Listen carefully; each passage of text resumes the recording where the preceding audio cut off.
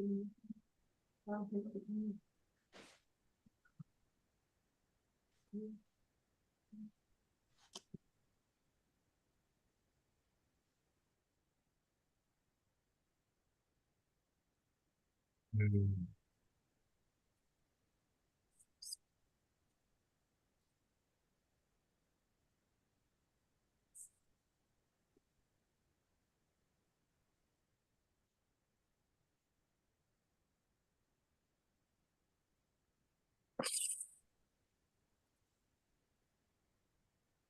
Sure.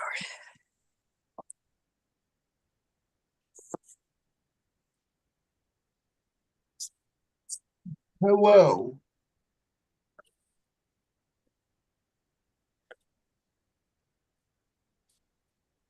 Hi, everyone. So we are just waiting. It's 4:02 right now. We're gonna wait till 4. We're gonna, can everyone hear me? Yes. Okay. So we're gonna wait till 4:05 till we start. So just look at me and Kat, our beautiful faces while you wait. Hello. How are you doing? I'm from Virginia and have some cerebral palsy. Hmm. Well, welcome, Mark. Thanks so much for coming. Yeah, yes, because see, I couldn't attend one where I live. I So didn't hear you. I'm sorry. What did you say? I was like, because I couldn't attend one where I live, I so I know. decided to attend this one virtual. That's fantastic. I'm so happy to hear that because that was the purpose of doing this. So thank you so much for coming. I appreciate that. Uh, And we'll just wait. I mean, I was gonna bring music. Well, okay, so I'm just gonna start babbling and telling people. So, after the election, I was met some other disabled people, and we were like, oh yeah, we should do bed-in. And, because I feel like as a disabled community, the people that have more ability go out and help the people that have less ability. So the reason I thought about calling it a bed-in was because I thought, we should make a protest for people that can't get out of bed, that can't leave their house. And so that was the whole purpose of doing this. So while we were organizing the bed we have in the future on May 17th, we noticed the hands off protest was happening all over the country. And Kat and I were like, we can't go to that. That's not fair. So we decided to create this. So I am from DIYabled, and Kat, you introduce yourself, please. I don't know. Hello. I'm Kat, and I am from 10 Minutes a Day, which is a nonprofit that is mostly devoted to protecting our community by helping increase opportunities to vote, participate in society, civic events, stuff like this. So, yeah, we were very excited about the opportunity to provide something virtual so that people had another option. Exactly. So when I tell people why we're doing this, I say this is for people that are disabled, elderly, rural, poor, and anything Yes. else that prevents them from protesting in person. So we also deserve to speak out about things we are afraid of our rights uh, being.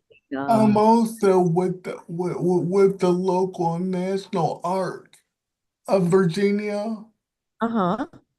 and I'm also with the National Council of Self Advocates with the art. That's fantastic. Wow, they're great. So glad to have you here, Mark. Thank you for letting me know that.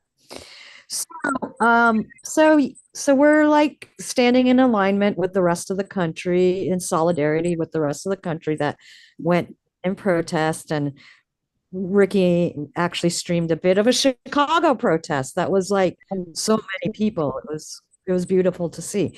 Um, so we're going to be planning bed-ins all throughout the year. So if you want to volunteer or donate, you can go to DIYabled.com and you can email me. Or, if you prefer using social media, you can DM me through Instagram and Facebook. That's mostly what I use. So if you really want to contact us, that's how you would do it. So, yeah, be part of this movement of disabled people speaking out. Um, and Always so, look for creative disabled people, artists, musicians, writers, etc., as well as just people who want to participate and mention something that maybe we haven't thought about, but that's important for our community. yeah, because as we know, disabled people are all different. The disability community is a very diverse community within itself.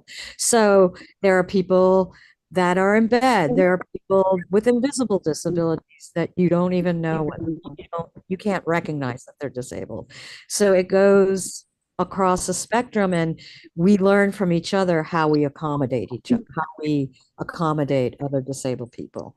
And accommodating as many disabled people as we can is very important because that makes the movement of disability much stronger. So, um, I think it is a great coincidence that the handoff protest is actually on the same day as the day that the 504 Section 504 passed 48 years ago today. So if you're not familiar with what Section 504 is, it's okay. It is actually the first civil rights law that was passed for disabled people in 1977, and that eventually led to the Americans with Disabilities Act. And it is under threat right now. Um, it sorry, it's under threat right now because there are 17 states that are suing the United States government to say that um, the Section 504 is not constitutional. And if that does pass, if that case does go and they say, yeah, 504 is unconstitutional, then it will only lead to the ADA, to the American Disabilities Act. So we need to push back on that right now. We can't wait. So whatever you can do. And I want Dupree to come here and talk about how we should call representatives no matter what party they're in. So Dupree, are you here? Did Dupree hear me? Well, Dupree can talk about that later when we Dupree might have gone to take a break or something. That's fine. So Here. yeah, thanks everyone for coming. I really appreciate I'm it. here, Priya. Oh, okay, go ahead, Dupree. But I was trying to find the unmute button. Oh yeah. I'm on my iPhone right now, so sorry Yeah. about that. Oh, I understand. Uh, yeah, hello everybody. I'm Dupree Edwards. I'm a self advocate, a rapper, musician. I work for the Institute on Community Integration of the University of Minnesota. I serve on a lot of boards, and I'm from Minneapolis, Minnesota. So, yeah, I just wanted to say, if you're, no matter what type of party you're in, it's always good to, call your representatives. If you're a Republican, it's good to call your representatives and tell them how this how your rights are being taken away, and as we want to protect Medicaid and Social Security, if everybody relies on that. So there's going to be a call with the ARC National, to tell them to call their constituents on saying that if they don't vote, they will we will not vote for them again. But just make sure you call your representatives to protect Medicaid and Social Security and all the rights that are taking care of it. And that's just what I wanted to give you guys an advice on. And thank you for having me. And I'll be speaking in the second half of this And yeah, thank you. Thank you, Dupree. So what we're going to do in honor of the Section 505, I have a series called Cripstry on my YouTube channel, which are many. I think someone's not muted. I'm not sure who it is. But everybody mute your mics because it causes weird noises. But anyway, so the Section 504, I did a little mini documentary about the Section 504 and other disability history related things. So go check that out. I'm going to show that right now. And then I want to invite anyone in the group that wants to share how they benefited from Section 504 so we can understand how important Section 504 is to the disability community. So I do want to say DIYabled is a nonprofit, so we are always bipartisan. So any opinions that are shared here in the event do not reflect upon DIYabled. So I just want to let everyone know that. And now I'm going to show my the little mini 3-minute documentary about the Section 504. Oh, where'd it go? Where is it? All right, it'll just take me a second to find it. It's a desktop. Oh, let me see. Do I have it up? Sorry, guys. I thought I had myself prepared, but I could not find. Oh, there. Okay. Oh yeah, here it is. Sorry, it took me a second. All right.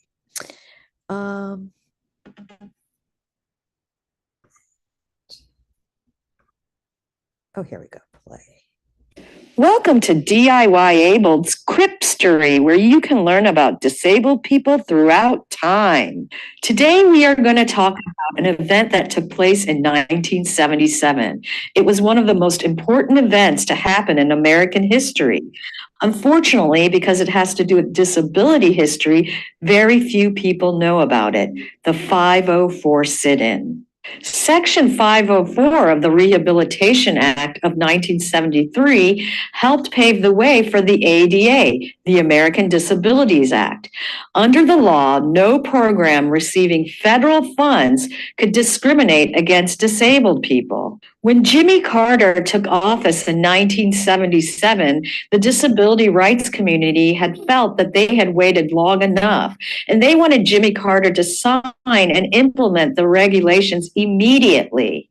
Joseph Califano, who was Carter's new HEW, Health, Education, and Welfare Secretary, had appointed a task force to review the regulations.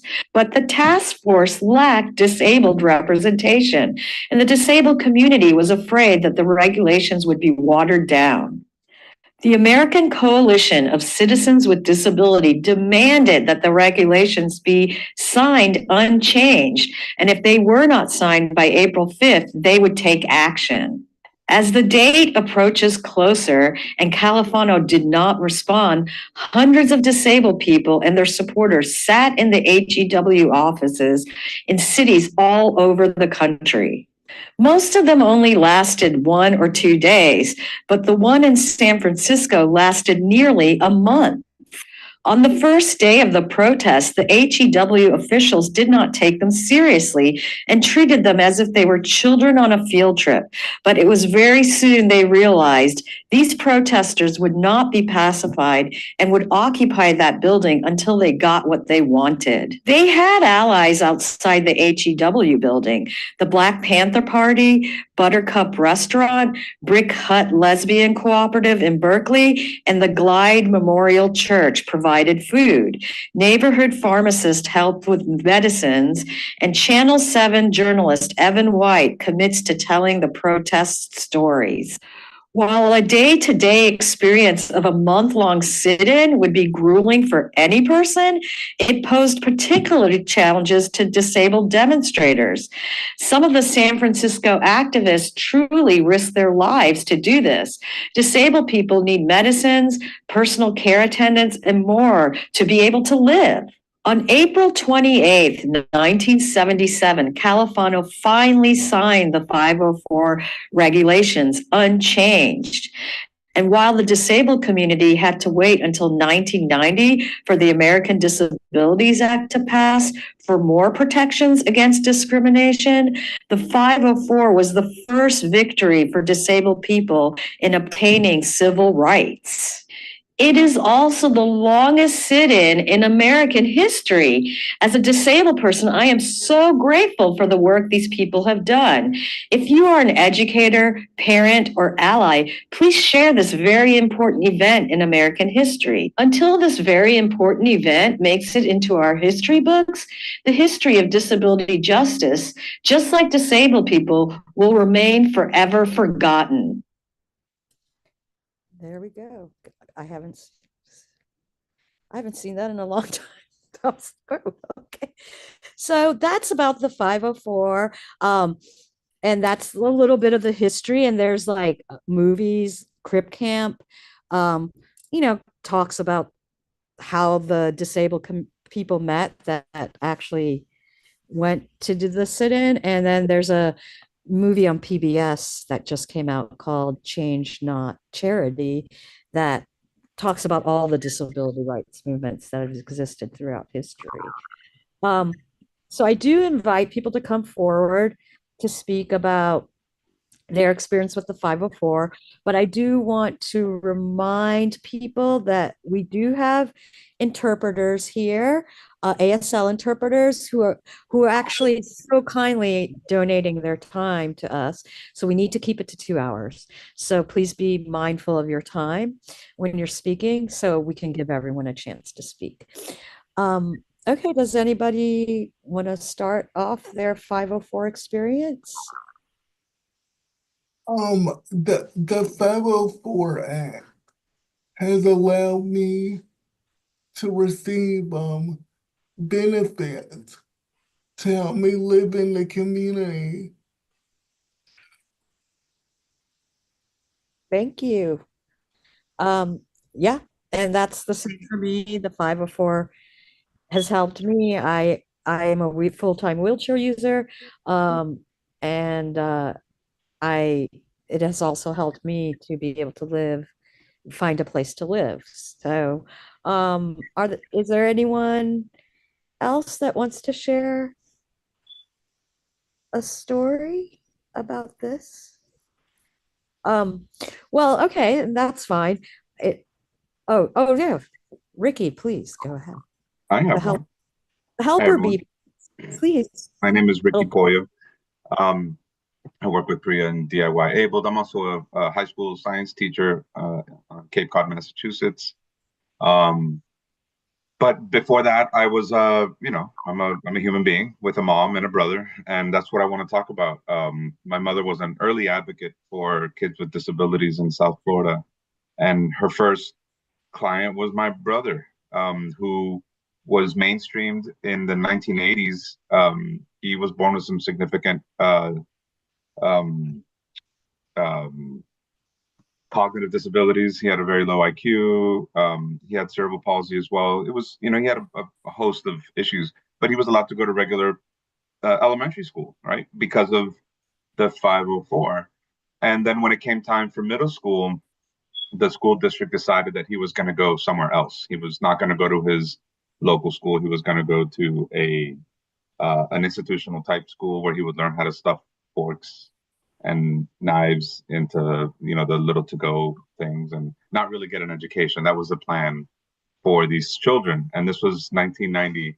So this is just as the ADA is about to pass. But he had a right to access to public education like everybody else, and so she was the first parent that sued to enforce that right. And that's one of the things that's so terrifying. Even with the 504, it was so difficult to make sure that my brother got to go to a regular school and go to regular classes with the accommodations that he needed. And he was able to, and he was able to graduate. And now he's a small business owner who works with help. But that would not have happened without the 504. And it almost didn't happen with the 504, right? And so it's such an important piece of legislation that affects us in so many ways. Thank you for letting me share that. Thank you, Ricky. And I do want to say, even with the Americans with Disabilities Act, some people still aren't getting accommodations in education. So, a lot of work still to be done. Dupree, you've raised your hand. Please. Okay. The 504 Act. Well, that Rehabilitation Act back in 77 became in the early 90s the IDA, which created more people to be exclusive in the classrooms because back in the day there were kids that had their own school wasn't in the conclusive areas. People in wheelchairs or people things. So that IDA that they call 504 right now is the reason why special ed classrooms are more inclusive. Is the reason why we're in mainstream classes. Is the reason why that we are having a lot of issues, and that is under threat, guys. This 504 is really under threat, and the dismantling of the Department of Education. And I just want to say, 504, if they get rid of that, then nobody are going to go in schools. They were going to go back into institutions, back into segregation, back to where people with disabilities weren't even welcome in the classroom. and but but yeah, and I'm glad that they reformed that back in the 90s to come up with so everybody could get an education, no matter what you look like, no matter where you come from, no matter what your background is. So I would say 504 made a difference in my life and everybody's life. And like Ricky said, it made me the person that I am today. And so uh, that's all I have to say about that. Thank you. You're welcome. I think there's something in the chat. Is that Jay? You have to explain that to Yeah, me. that's That's from Heather. Oh, go that's ahead. from Heather. I can read it or somebody else Yeah, can read that'd be it. great. If you could Okay. read it. From Heather. Thank you very much, Heather. Heather says, I became permanently disabled and chronically ill in middle school and was too sick to attend school for several years. The only way I was able to return to school was with an IEP that ensured accommodations for my health. That was only possible through protections afforded by the Americans with Disabilities Act, which was built upon Section 504 of the Rehabilitation Act. I would not have graduated high school without this legislation. I would not have graduated college and become valedictorian of my undergraduate class without this legislation. Without a high school diploma and college diploma, my life would have had significantly fewer opportunities for growth, learning, employment, and success. I want our politicians, public servants, and community leaders to fight for the rights of disabled people. We don't deserve to fall by the wayside, and we all need access to education, healthcare, and other vital services. Thank you for sharing that, Heather. Yeah, thank you, Heather, for sharing that. And I see chat, Roxanne. Yes, Roxanne, thank you so much for coming. And I want to just take a moment to thank all the people that are helping us. I see you, Nikki, and I will call on you after I thank the people that are helping us and volunteering, which is Ricky, Jay, Roxanne is watching the chats, and Crystal and Little Bird are doing ASL interpretation. And these are all people that, believe in disability rights and are helping us do this today. So thank you. Yay for them. And Nikki, I see your hand up. Please go ahead and talk. Hi, so I'm Nikki Boyd. I'm with ADAPT, and now I'm North Carolina ADAPT. I've been an activist since I was 19 with ADAPT. But really, I want to point out that the basics of 504 is our civil rights. And because of that, that let us go to school. Because of that, there was consequences.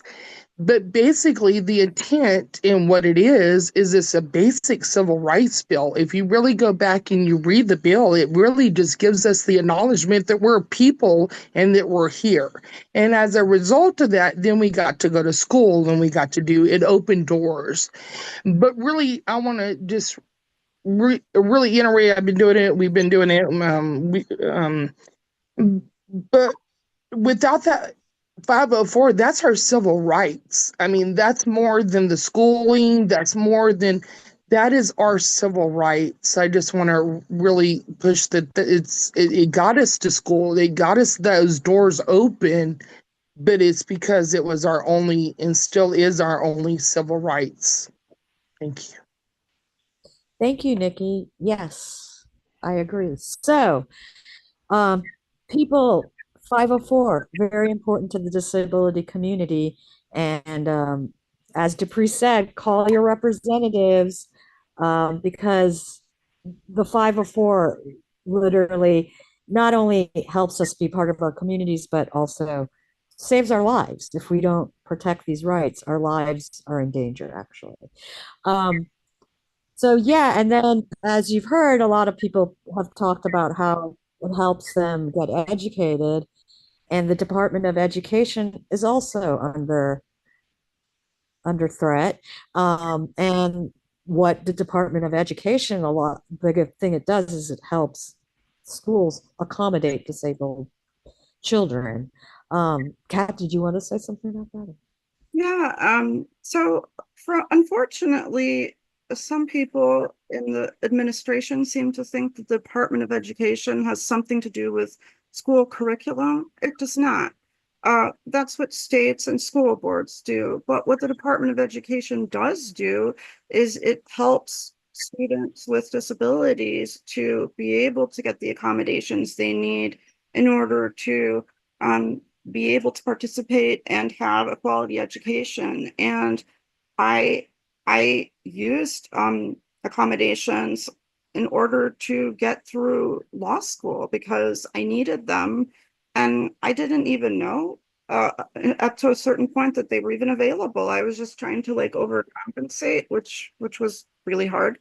But those are really important things. And when we are talking about gutting the Department of Education or all of the workers being fired, et cetera, that's a huge threat to disabled students. And one of the good things is that 23 state attorneys general did file lawsuits about that.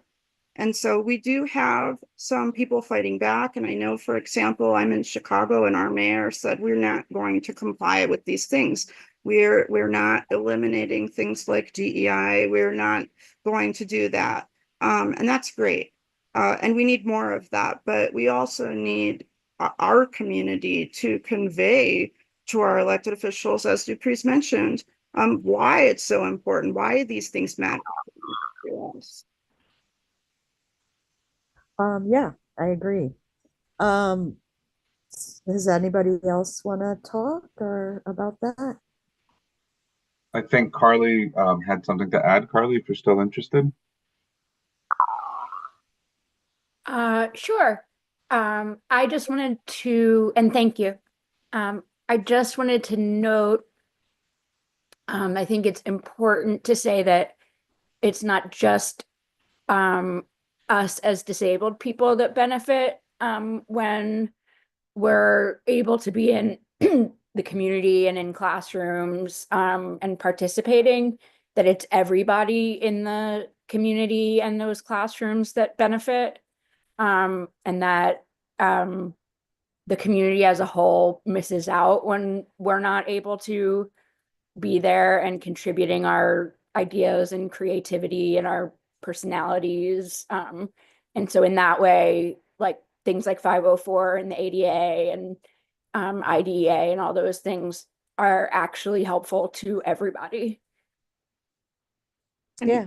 Actually, I have a friend who's a local elected official, and her school district was planning to have it's got more than one floor, and they were going to put all disabled people in one room, like segregated in one room on one floor, and they didn't have elevators, so they couldn't even access the second floor.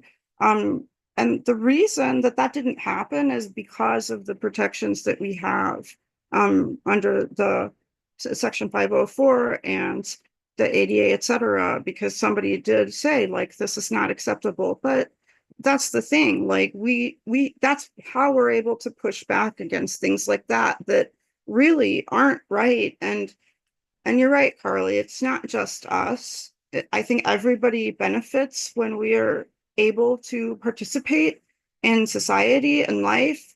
And even from a standpoint of like, oh, well, disabled people don't do enough or cost too much money. I don't agree with that argument. But the thing is, like, we are able to do a whole lot more when we get the accommodations we need and can contribute more in the way that argument goes. So it doesn't make sense to me. But I see Amanda.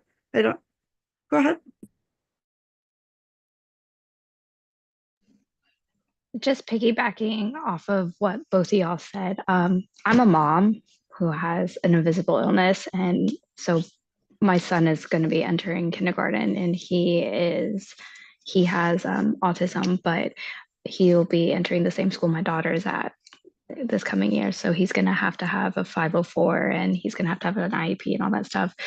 But the kids are so wonderfully integrated that my daughter has someone who needs an interpreter who is hard of hearing. And so they are so very well integrated. And so taking away Section 504, taking away DEI, taking away ADA is going to absolutely just like absolve all that. And then seeing my youngest going to kindergarten and not being able to experience that is just absolutely like gut wrenching, because they allow like fidgets for any of the kids. Like it's just now integrated into the like curriculum because it helps them learn better, because they learned that from kids with neurodivergence. So it's what you both of y'all said, like it helps everybody, not just those who are disabled. It just, it sucks that we can't really do anything besides like shake our fists and yell and scream until somebody hears us. You know what I mean?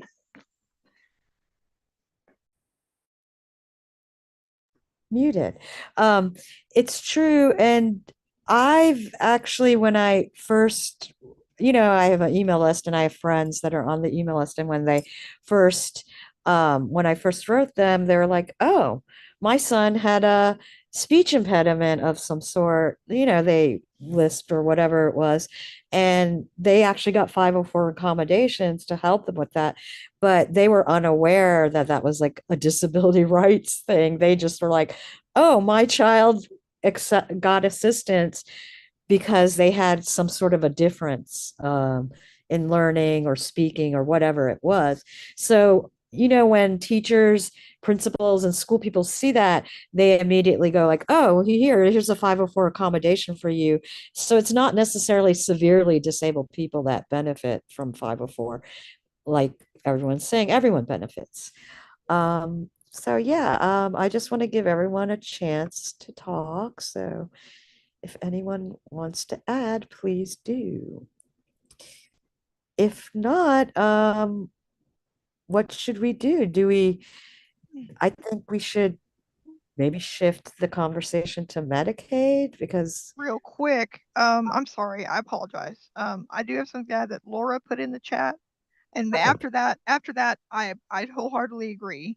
But I just want to make sure to honor what Laura shared. Oh, yeah, Another way to get the word out is if something people are willing to do is share stories about how 504 and disability rights help people as individuals with local papers, radio stations, and news outlets. So basically, what we're doing here. And thank you, Laura. I'm sorry it took me a minute to get to that. Thank you very much. Thank you for getting to that because I would have missed it. Yes, Laura, that is such a great suggestion to do that. When right now we're gathered, we're all from different places, but go back into your local communities and get a reporter or someone to talk about it because that's, the media will explain that to other people for you. It's too hard for us to go out to tell everyone, but that's the way we spread the word. So I appreciate that, Laura. Thank you. I know that we had also talked about having people make a video of like their 504 story that has more of an impact often than say just sending a letter or making a phone call and talking to like a staffer. Because it has the human element there. I think it's harder for people to simply turn away. Yeah, I agree. Sorry, I'm replying to someone in the chat. So yeah, Micah just asked if this will be available later. It will. This is streaming on YouTube Live right now, and I'll just leave it on YouTube for people to check out when they can. So yeah, so um it's yeah, so it's just really important for us to speak out about disability. Um, I just think it's exciting that this protest took it was on the same day as the 48th anniversary of the 504, which was like it's like a very important day for disabled people today because this was the day the first Civil Rights Act was passed for us. Um, I don't know. Are we checking the YouTube? Is anyone commenting on the YouTube? Should I check? Or can one of you I all? was about to check that, Yeah, so I nobody's can. commented on it yet. But I think you're the only one that can do anything about that. Oh, me? Unless you want to text me the credentials and I can log on there and take care of that. But yeah, I think you're the only one that can do that. Oh, yeah. Okay. Let me see. I don't even know. I'm not even sure. I don't know. Do we feel good about transitioning to Medicaid? Is that Yeah, go ahead and start that, Kat, while okay? I for these. Just like a brief overview. A lot of you are aware that a continuing resolution was recently passed. It was bipartisan in the sense that there were 8 Senate Democrats who agreed to it. That continuing resolution has $880 billion in cuts to non-military spending. And according to the Congressional Budget Office, that will impact Medicaid. That's something that is clearly a concern for our community for a number of reasons. For one thing, there are over 71 people who are on Medicaid right now. And if you include the CHIP program, which is the Children's Health Insurance Program, that number hits over 79 million. So there are an awful lot of people who depend on Medicaid. And Medicaid is also important for our community because even though many disabled people have Medicare, not all of them do. And even those who do, a lot of the things that they need are not covered by Medicare, and Medicaid picks them up, like certain long-term residential housing and things like that that just they're not covered by Medicare. So a lot of states, if those cuts are geared towards Medicaid and federal reimbursements drop below a certain point, we have 12 states that have what are called trigger laws, and those states will basically, they're states that opted into Medicaid expansion. They basically lose that. So that means a lot of beneficiaries could potentially lose their Medicaid. And we know that the majority of Medicaid dollars are spent on our community. And we also know that this is a critical lifeline for a lot of us. So we wanted to talk a little bit about that and also, again, have you all talk about like your own experiences with Medicaid. I can say from my perspective that I do have Medicaid.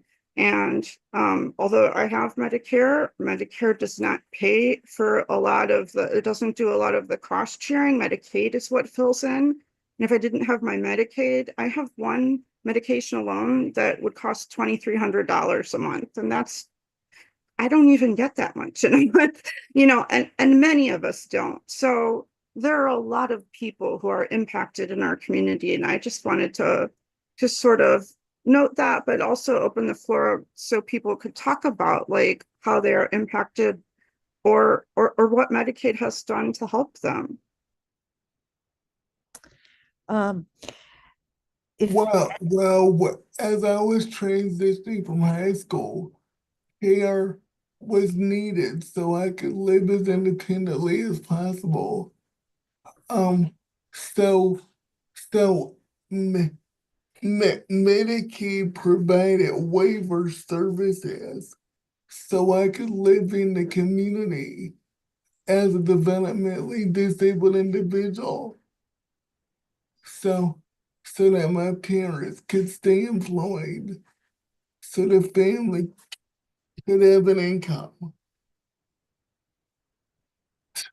And those waiver services include things like home health workers, transportation to doctor's appointments. So those are some critical things that actually do keep people in their homes.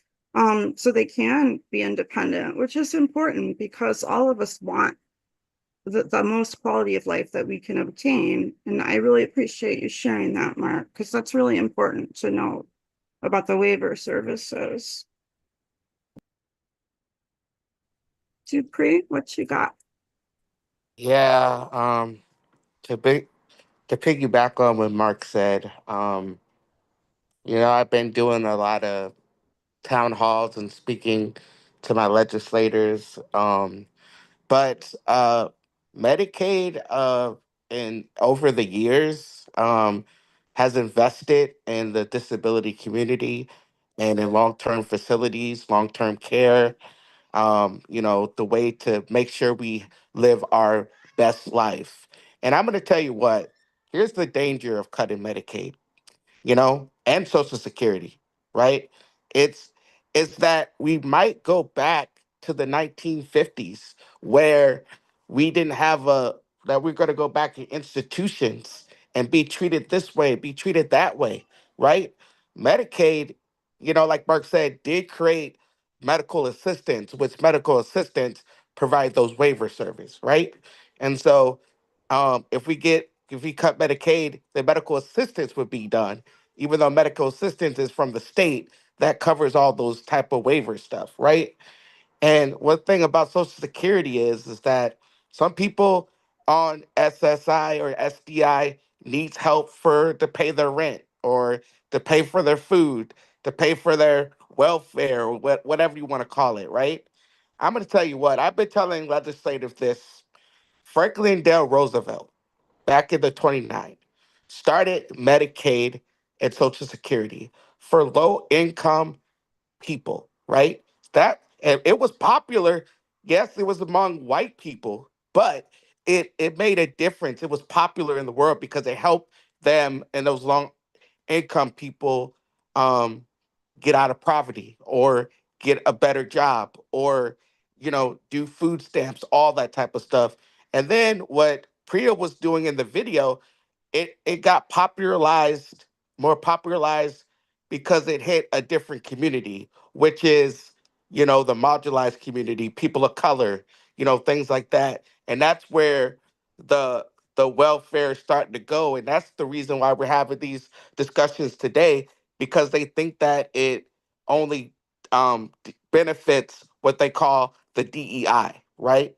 Um, and there's not a lot of what I could say people left. But anyways, Medicaid, Medicare helps me live a productive life, and that's what I can really say. And yeah, thank you. Thank you, Dupree. That's really important to share. And I know a lot of us are in that boat. I will tell you, I do feel some hope because I know Priya and I have talked about this. We felt that during the first administration, people were not doing everything they needed to do to push back. It seems like there is a lot more seriousness at this point. And I did just speak to a good friend of mine who was at the Chicago event, the in-person one. And he actually said, like, we're all worried, we're all scared, but we feel like this is the beginning of it. Like, this feels like people are actually doing stuff and they're saying, no, this is unacceptable. And that's our hope, right? To humanize us, because a lot of times our community has been dehumanized. And Yeah. yeah, And, we always have to remind ourselves because things are just getting flung at us and it's, it's an emotional roller coaster for sure. But we also just have to remind ourselves, like the Section 504, what I did, those people didn't have any rights. They did something bold, put their lives in danger, really, because they wanted this so bad. So we have benefited from that. And now it's under threat and we want it really bad. So we have to fight for it as hard as we can too. So, just remind everyone. And also, I do remind everyone, go back to your communities also and get encouraged by, being around other disabled people and us talking about this, but then go back to your communities and bring it to your community, because that's how I like to call it trickling up instead of trickling down.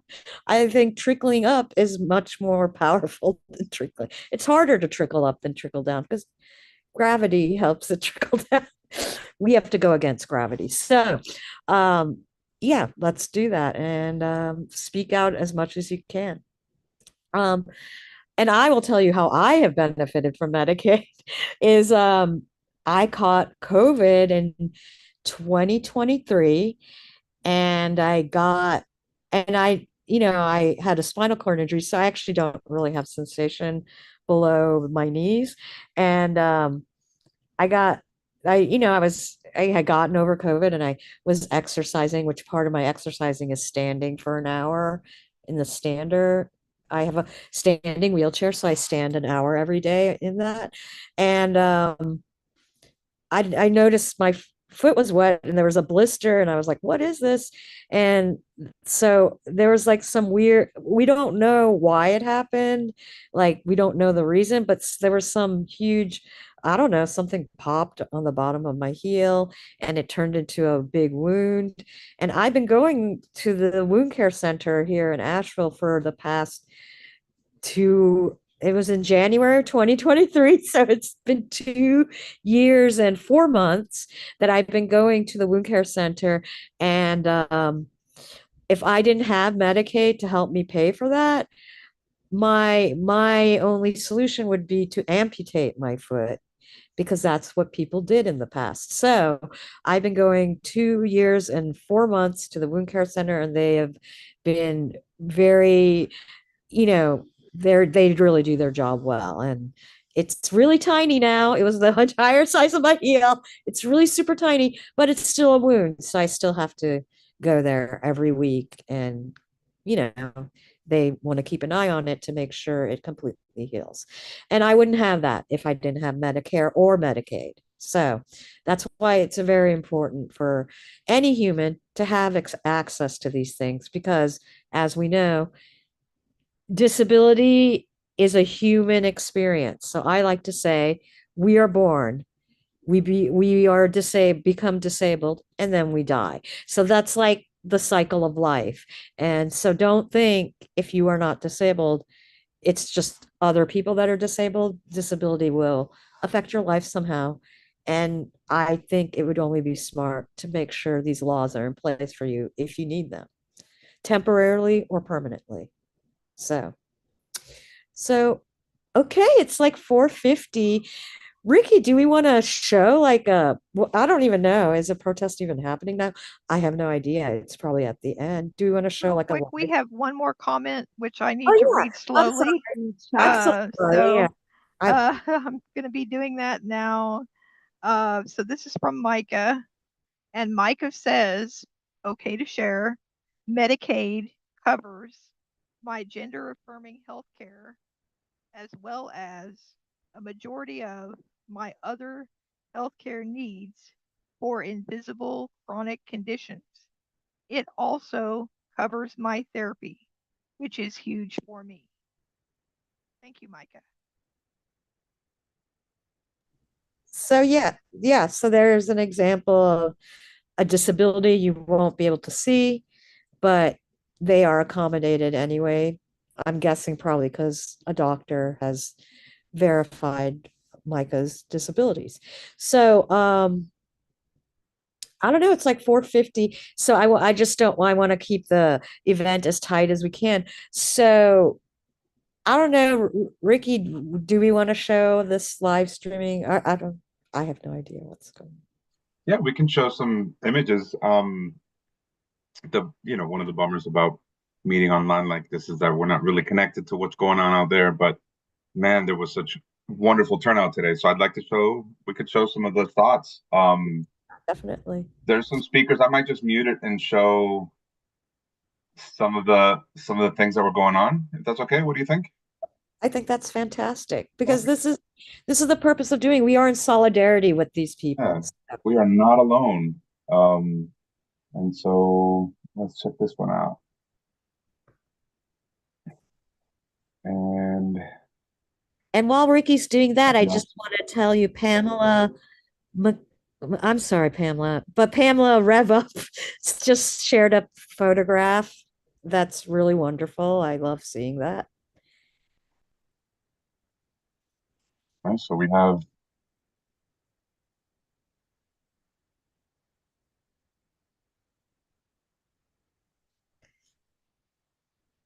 So where is this, Ricky? this is in Washington, D.C. This is on the mall. You see the monument in the background there. And so there are thousands of people there. I don't know what the count is. Typically the National Park Services would be releasing a count like that, but who knows if that office is filled right now. Right. But there were just massive numbers, and I really enjoy the shots of the people with all their signs. There was some footage. I don't see it anymore, but the AP had a helicopter up in Boston, and it was showing the images in Boston, which is the city closest to me, and it was just so many people, just such a huge crowd, not only in the plaza, but in multiple plazas, like filling up entire blocks, all in the streets. And it's just a really interesting, when you look at the people, it's really interesting. It's not who you would expect to be at a big protest rally. It's people that look like my mom and dad, honestly. So that's been pretty neat. If anybody has any interesting live streams that they'd like to share, or if anybody has any suggestions of things they were seeing, that would be good. I'm seeing 100,000 people in Boston. I absolutely believe that. There was a lot of people. It seems to have. So someone. Oh, oh. We're interviewing people. I don't know. Someone wrote a direct message to me. I'm not sure if I should read this because it wasn't to everyone. But I just won't say the name. This is a healthcare professional, and they said tens and thousands of professionals, many with standing in advocacy world, that are spending time and money to present the impact that Medicaid has had on the community. And they said they were glad they logged in today, and I'm glad they logged in too. So, yeah. So we just also. I just want to remind the disabled community that we aren't alone, because the people that help us are doctors, our nurses, our teachers. They see how important all of this is. So. And this is Chicago today. Yay, Chicago! And just really big crowds. Kat is from Chicago, so she's. Oh yay. yeah. Yep. Yeah, I have some friends who are there right now, actually. Quite a few. There they are, right there. Yeah. I can't pick them out, but on this picture, but I recognize some of the, like, I think this is the Daily Center, I think. Looks like they convened around our courthouse. I'm trying to make. I'm so used to seeing pictures like this out of Europe. It's been a long time since I see pictures like this here, and so it's heartening.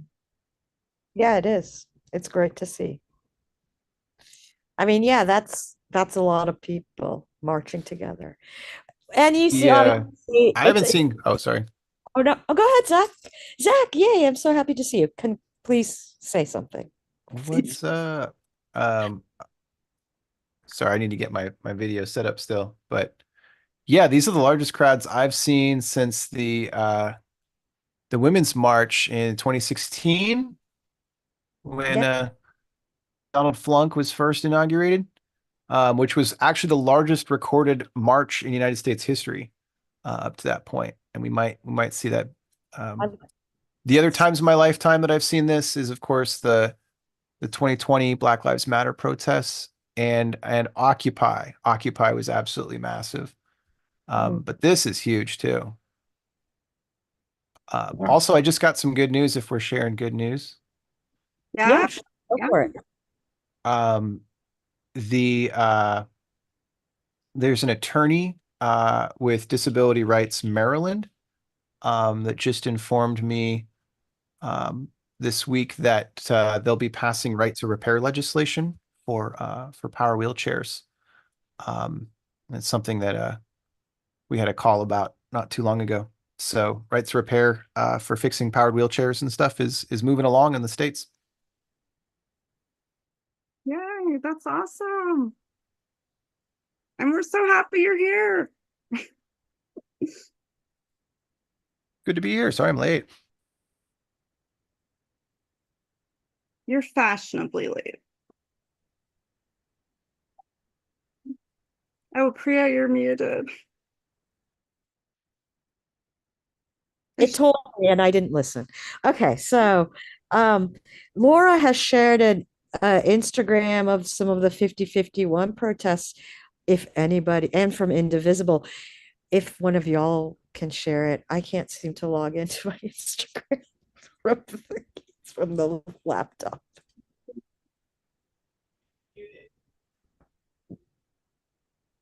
Roxanne got it for us. Thank you, Roxanne. It's just a photo I found of the quad there in Boston. I'll see if I can grab the video, the Instagram thing. Hold on. Awesome. Thanks so much, Roxanne. You bet. And so, yeah, so it's really, I don't know, I just think it's really beautiful to see all of this happening across the country and that we can speak about things that are affecting us as well. And I don't know, I love seeing all these protests across the country right now. Me too. It makes me feel good. I see one new message. Let me see.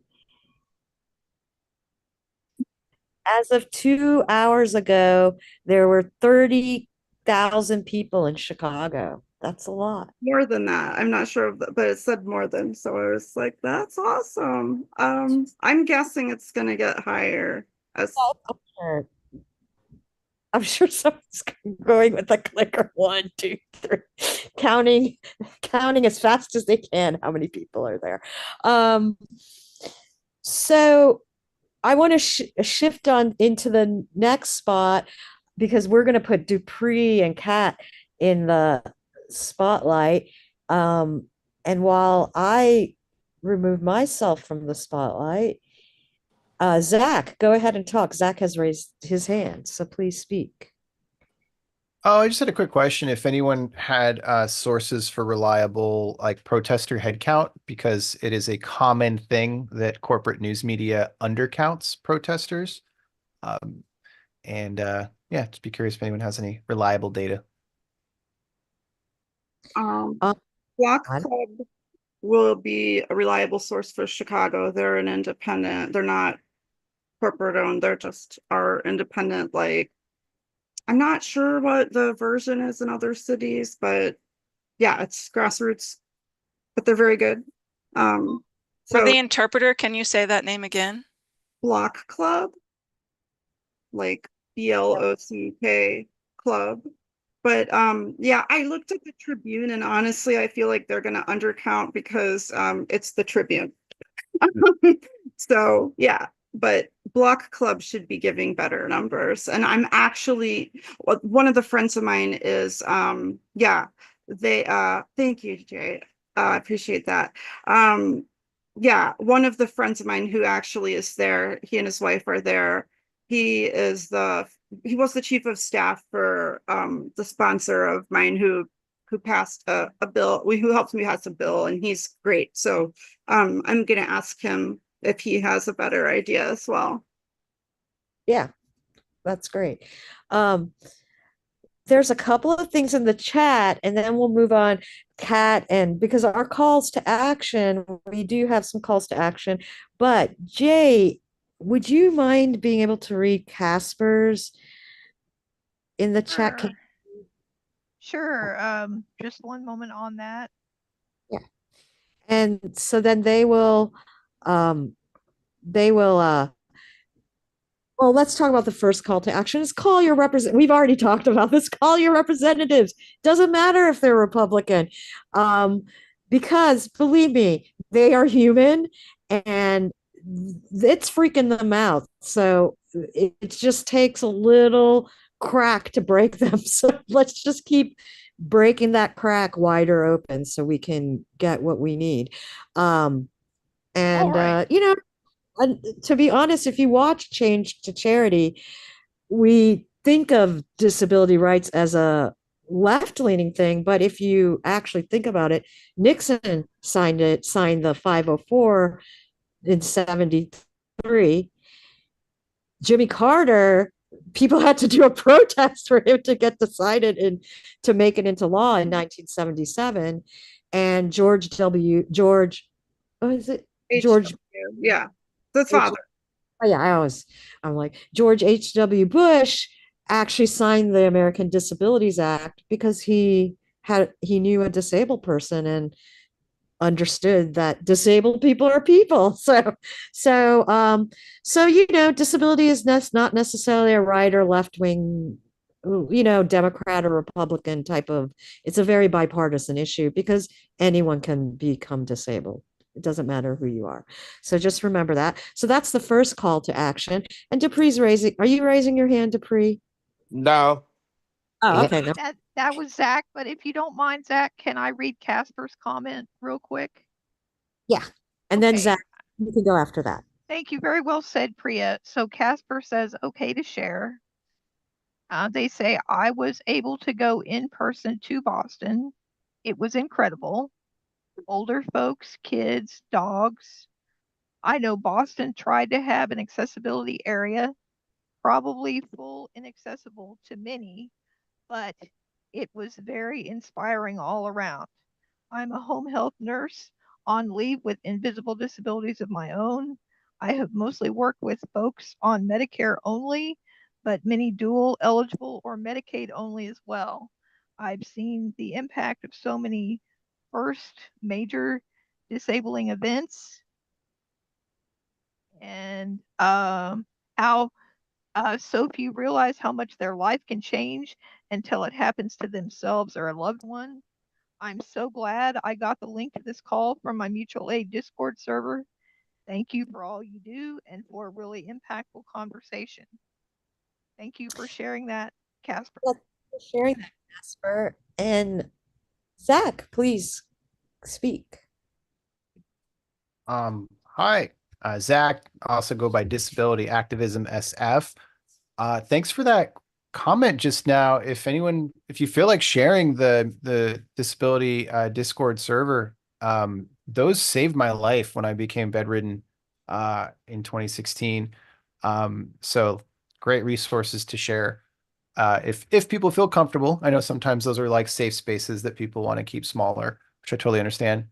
And then to speak to the previous point about from Priya, some people might know this or not know this, but Mr. Donald Flunk, his own nephew, Fred Trump, has a disabled son, and has been very outspoken, even going to the White House to advocate for people with disabilities. So even in the family of this person, there are people that advocate for our community. So it is not a a Republican or Democrat issue. And then I also just wanted to vocally say thank you to Priya, who I thought did a wonderful job putting this together, and especially making the announcements, like multiple announcements. So I just want to acknowledge that because it's awesome. Thanks for putting this together, Priya. Thanks. And Kat helped too. So I can't take all the credit. If Kat wasn't a bunch of people helped. It's a group effort here. But I'm like, let's do it, Betty. Let's do it. Okay, so that's cool. I'm like the cheerleader. Like, come on, let's do this. Okay, so before I see Pamela McPhee, I'm sorry, Pamela, if I'm pronouncing your last name wrong, has raised her hand. But I'm gonna before I have Pamela speak, I do want to remind everyone we've been working on for a couple of months on a bigger protest, bed-in protest. It's on May 17th. It'll be at 3 p.m. If if you're on the Zoom call, you are already signed up to the email list, so you'll get a notice about that. But if you want to volunteer, help out, we're going to have some creative art, what we calling art breaks in between the different sections. So if you're a disabled artist, or when I say artist, I mean a creative person, but because I don't like to use the word creatives, I don't like that word. But so I'm just going to say artist, because I think art is in many forms. It can be music, whatever. A creative thing is art, in my opinion. So reach out and so you can be included. And go ahead, Kat, and then Pamela after. Yeah, real quick, just because Zach mentioned Fred, actually I heard from Fred this morning and he said we're doing an awesome job, and I think he'll be part of our May 17th event. So Yeah. just to let you all know, he's very active in our community. Yes, he is he's a parent of a disabled child, and that's a very important role. Pamela, or Pam. I'm sorry, I didn't mean to call you Pam. Pamela, go ahead. It doesn't matter. I'll answer to either, and it's McAfee. Oh, cool. Thank you. I organize with Grassroots Democrats HQ, and as a person with a disability, my focus, passion is my agenda. I tell my boss all the time is to make phone banking as accessible as possible. There's limits, but we're trying our best. And we'll be doing some phone banks. I don't have the details yet, but trying to do phone banks to save our social or healthcare, Medicare and Medicaid and stuff like that. So I know Jay from the Discord server. I'll give you that information if anyone wants to join. We have limitations, but we'll do our best. And I'm trying to form a team of people who want to work on like a committee to try to overcome some of the obstacles, the barriers that we still have, like Scale to Win doesn't work with a lot of people who are blind, low vision, or have print difficulties, things like that. And then how do we get our deaf and hearing impaired, hard of hearing volunteers involved? How can we get everybody who wants to organize, give them a place to it? But I just thank you for calling on me. Thank you for doing this. I was only going to do virtual, but I live in a very, very red, oh my gosh, so red rural area. And we had a protest. It was only like about 50 people, but man, that felt good. So I did show up in person. Yeah, I mean, that's the great thing about in-person protests is you get to be around a lot of people, and that energy, I believe in human energy transference that happens when a bunch of people are together. So, but we do what we can. So that is a great, I think, pivot into introducing Kat and Dupree. And we already talked about the call to action to call your representatives. And then the next call to action is to vote. And they're going to talk about how, your voting rights and, just some details about voting as a disabled person. I also do want to say, if y'all want to go into the chat, a lot of people have shared pictures of protests in the chat, and I'm enjoying looking at them. I'm like, oh, this is cool. So, scroll down that chat and check it out. So we wanted to cover some things that we identified as barriers for our community, because truly voting is so important. As we found out on Tuesday in the Wisconsin Supreme Court election, where every single county moved left, and we won that race. And we also won a number of Illinois, Chicago area, suburban municipal races like mayoral races, etc. And even those Florida races, their margins were much smaller than they should have been. So that's great. But I want to first give the floor to Dupree because he's going to talk about how to vote, and then I will talk about some barriers and voter protection stuff for our community. Thank you, Kat, for saying that. Um, Last year during the election, I did a video for the Rev Up thing. But fortunately, we didn't have the Rev Up because of some technical issues, and my video didn't get it to the second one. But I talked about what it means to vote, and you have a right to vote, um and that your voice is heard and that your voice mattered. In this past election, I felt like, if every person with disabilities have voted, I think that we would have a different outcome today. Um, and it's really important that people that, as we hear today, can get out to the polls, have a mail-in ballot or, things like that. Um, so I really tried to motivate people, well, not just people, but the disability community in that video to say that, hey, your rights are under attack. I couldn't say that in the video at all because I work for the University of Minnesota, so I couldn't be politics. So if I would have did that, I guess I would have got a lot of people to vote. But but one thing I want to say about voting is that I felt like this election that my vote did get count. I felt like my vote was thrown away. And if anybody in here felt like your vote did count, whoever you voted for, it's always important because our community is in some states are not accessible. Sometimes we can't get to the polls. Sometimes we can't um, you know, vote or even understand who we vote for, who our legislators or who the president might be. You know what I mean? I just felt like, and I felt like last year, I felt like everybody in the disability community knew about Donald Trump because of the things that he did in the past to our community.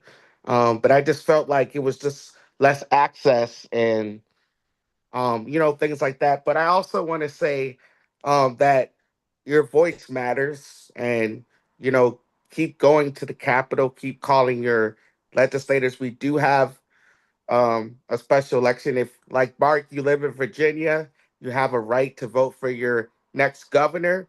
Pretty soon coming up in here in November. Uh, and then we have some other special elections in Jersey for the people in the House and the Senate that's coming up to make your voice heard so we can continue to protect the agenda because your voice matters in some ways. And the next midterm election, you know, you got to make your voices heard. You got to make sure that you stand up for it because the people that are in the Congress right now, is not listening to you, especially on the Republican side, is not listening to you. And the people that are listening to you is out there in the protests today. You know, I don't see not one Republican out there in these 50 states that are protesting today. And it's really, it's really bad. But I just wanted to say that and get you guys to motivate to vote and how to vote. And then I'm going to turn it over to Kat, and then she's going to go through all the protections, the voting rights, where to vote. But I just want to do, some inspiring things to you. So thank you. Thank you, Dupree. Thank you, Dupree. Oh, Zach, go ahead. Hey, sorry, I wasn't sure what the format is. Is this kind of like open chatting, open sharing? I have a It's presentation a wrap. and then it's open. Yeah, I just have a. I was like, we're gonna have a rap session, and then we're gonna talk about voting. But I did put something together because I can't put something together about voting. This is our call to action, and then we'll have more of a wrap session after that. But Okay, I'll wait. Are you sure? well, go ahead. Go ahead. I can just, yeah, go ahead. It's Wow. a chill. It's chill. It's like a I don't want to protest. steer things off topic. I'll wait till the voting topic comes to a close, and then yeah. Okay, Zach, I appreciate that. Go ahead, Kat. Okay, so there are 40.2 million eligible voters with disabilities per a Rutgers study from the fall of 2024. That's a lot, and it's enough to change the outcome of any election. Unfortunately, we do know that since 2020, our community's turnout levels have gone down, and that's largely because barriers to voting have increased since 2020. So the two things that are the most critical for us are to, one, have an accessible way to vote, and two, make sure our ballots are counted. We do know from the last election cycle that a higher number of absentee, or some people call them mail-in ballots, got tossed versus in-person ballots. But that's a critical option for a lot of us. So I want to talk a little bit about ways to make sure that our votes are protected, and also we'll be providing resources, including websites, a copy of a voting plan that you can print out and save on your phone, numbers of voter protection hotlines, etc., on the DIYabled site after this. But here are some common issues that I've encountered in my voter protection work. One has to do with assistance with voting and marking ballots. So you always have the right to bring notes into the voting booth if you want, that have to do with who you want to vote for, or just something, any kind of notes to help you inform and guide your decision. You have the right to do that. And if a poll worker tells you don't, they're wrong. And that's true in all states. All the information I'm giving is as general as possible. Also, you have the right to have assistance in marking your ballot. And if you don't have a person with you to do that, then a poll worker should be doing that. And there should be tools for low vision voters, for hard of hearing and deaf voters, and also at least one voting booth that's wheelchair accessible. Okay, another issue that we encounter pretty commonly has to do with accessibility at the polls. And so I'm sorry, I forgot this one thing, which is the most important thing. Put the voter protection hotlines into your phone before you vote, no matter how you vote. You want to have those numbers. The national number is 833-336-8683. And it has options for Spanish and English speakers, and also for people who prefer to text their questions. And there's another great national hotline, which is 866 Our Vote. I'm also going to share the state voter protection hotlines, because those are going to be your best resources, because obviously, since states administer elections, they're going to be a little bit different. In terms of accessibilities at the polls, so 27 states have curbside voting, which we will share a map of on our website. And it's kind of a mix. So there's some blue ones, there's some red ones, but quite a few do, more than half. And even if there isn't a state with an explicit curbside law, it is possible that that might be an option, because the ADA requires that all polling locations have to be accessible. And if you go to vote and that's not the case, please call the hotlines immediately for assistance. There's an ADA checklist for polling places, and that applies in every single state. A lot of people in the community vote by mail or absentee. And if you're disabled, you have the right to do that, whether your state is a state that requires an excuse or does not. And in most states, you also have the right to have assistance, to have somebody return your ballot for you if you're not able to do that. And disability is defined very broadly. You do not have to say what your disability is. Temporary conditions count, like pregnancy or being symptomatic of COVID or the flu, being COVID or flu positive, etc. So be proactive. If you vote by mail, and make sure that on the envelope that it comes in, every single box is filled out, because we get ballots tossed every time I work for the voter protection teams for no zip code, not writing the name of a state or the city, no witness address or signature, no voter's signature, or the ballot envelope not being sealed. If your envelope is not sealed, do not use tape to seal it, because a lot of places will claim that your ballot could have been tampered with. If there's anything that's in question, please return it in person, have someone return it for you, or a lot of states offer drop boxes and you can just, go in a car, etc., and use a drop box. If you or your child are hospitalized during an election cycle, you can still vote from the hospital in most states. In that case, you would want to contact your voter protection hotlines or go to DIYabled.com and ask for what is called an emergency absentee ballot. Most people don't know about it, but I've actually walked people through it. And since we never know, especially as disabled people, if we're going to be hospitalized or not, it's a good resource to have. Another good resource for this particular issue is a website called patientvoting.com. There are two issues we also encounter in terms of disenfranchisement, because we are one of the most disenfranchised communities with voting.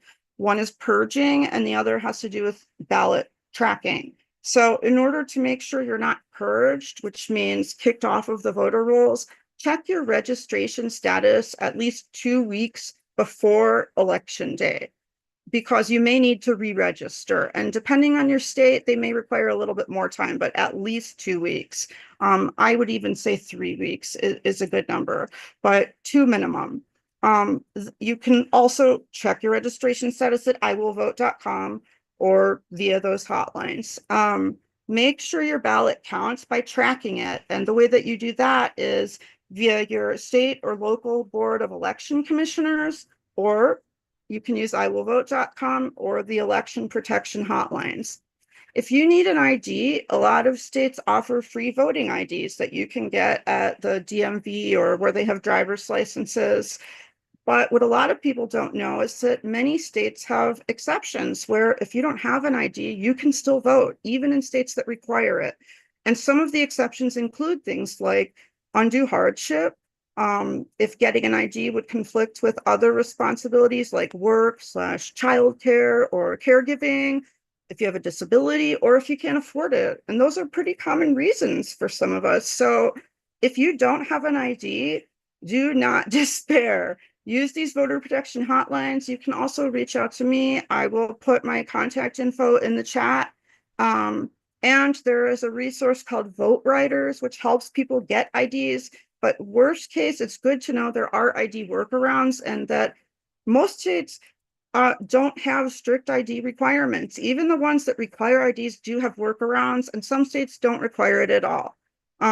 If you do vote in person, however, do bring both a photo ID and proof of residence, not because your state requires it, but because if, for example, the poll book the poll workers are using says that your address has changed or makes some kind of a challenge, it's going to prompt you to provide that. So you just want to do that to protect yourself if you're going to vote in person. I know a lot of people have transportation issues. Again, the best option is often to reach out to those voter protection hotlines. They will go out of their way to find you a ride if you need one. But also places like Uber and Lyft usually offer either free or reduced cost rides if you're going to or from the polls, and that includes during early voting periods. There are some other things that we encounter, and I've actually made something that everyone can print out about what your voting plan should look like, that you can either print or save on like a device and take with you to the polls. And some more information about types of ballots, like if you need paper versus digital, because I know some are more difficult for people to use than others.